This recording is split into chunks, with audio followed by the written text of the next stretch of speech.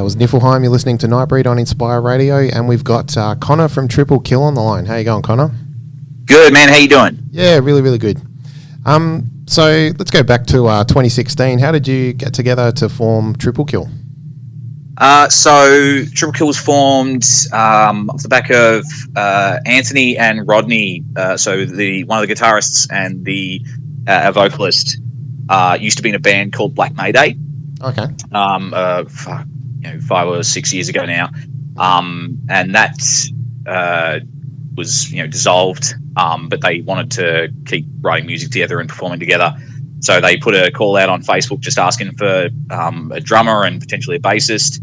I knew them through playing with Black Mayday in my old band, Cyanide Teeth, and so met up and had a jam sesh with them. We really got along and seemed to have similar ideas of what we wanted to achieve musically and I guess as a band. So that was us, and then we got Ethan on bass and Mackie on guitar. Mackie and Rodney and Anth go way back through high school and even primary school for Rodney and Mackie.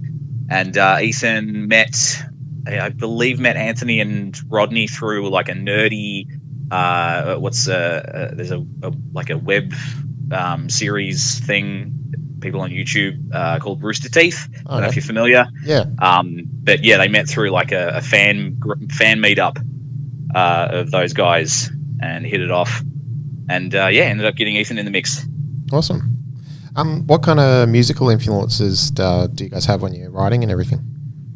It's a fairly broad selection, but I'd say the influences that appear most frequently in the stuff that we end up recording and writing would be like thrash metal, kind of groove-based stuff. So, Pantera, Lamb of God.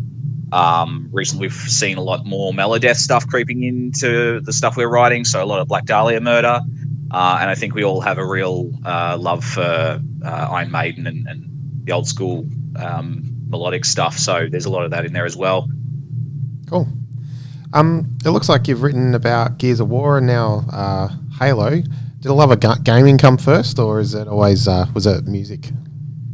Well, we write the music first, and then when it comes time to write lyrics, Rodney writes most of the lyrics, and I help out here and there.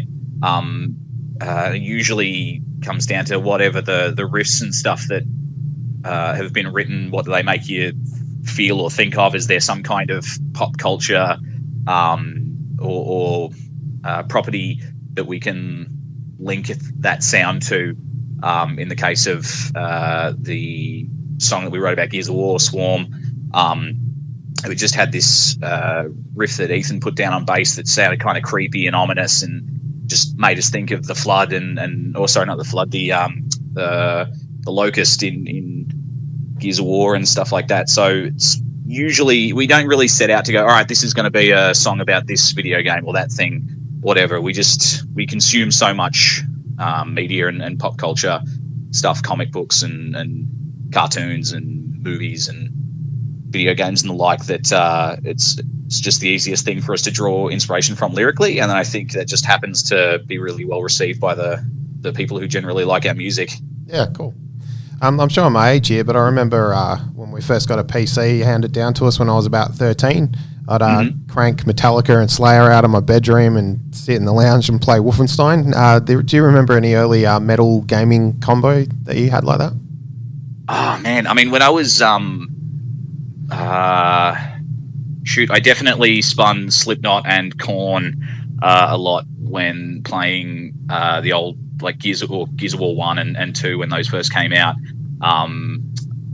Slayer definitely would have been on the stereo as well, but my era Slayer, so God Hates Us All and that sort of stuff. Yeah, cool. I'm sure the boys have got their own examples as well, but yeah, I'd say for me it was Slipknot and Korn and Marilyn Manson and all that kind of stuff. Rob Zombie as well. Yeah, sweet. Have any game designers or people who've created pop culture things you guys reference contacted you? Any fans? No, not yet. I say not yet. Probably won't ever happen, but yeah,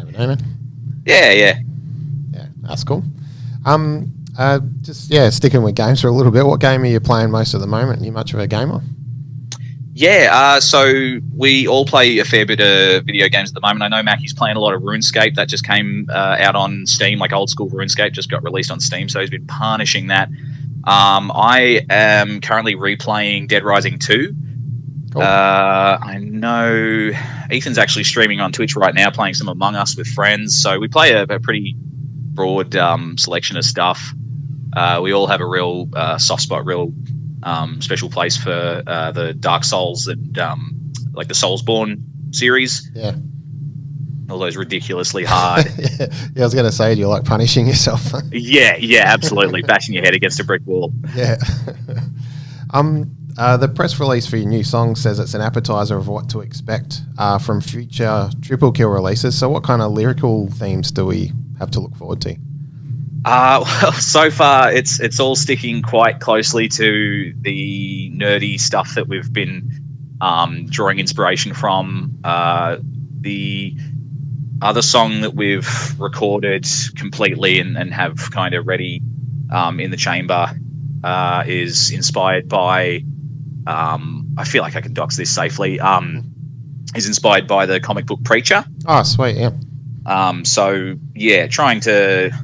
we like taking inspiration from that kind of geeky stuff, but trying to make it sound, metal and cool and stuff, because so much of it is that on paper. Like, so much of it is just gnarly and cool, and that lends itself to, heavy metallic music. Oh, excellent, mate. That's great. How's the second album coming along? Like, how sort of far through are you, do you think?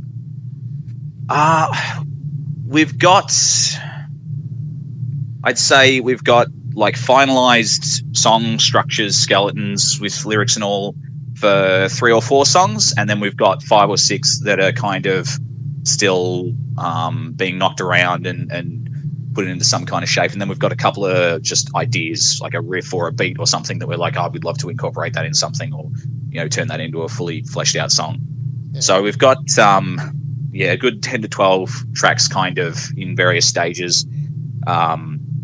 But yeah, we're wanting to work closely with Chris DeMalco at Monolith Studios on each of these tracks, come to him and go, all right, what can we do to make these even better? He's been a real help in helping us kind of focus our efforts on this release. Mm-hmm. Cool. So yeah, it's been really good so far. Nice.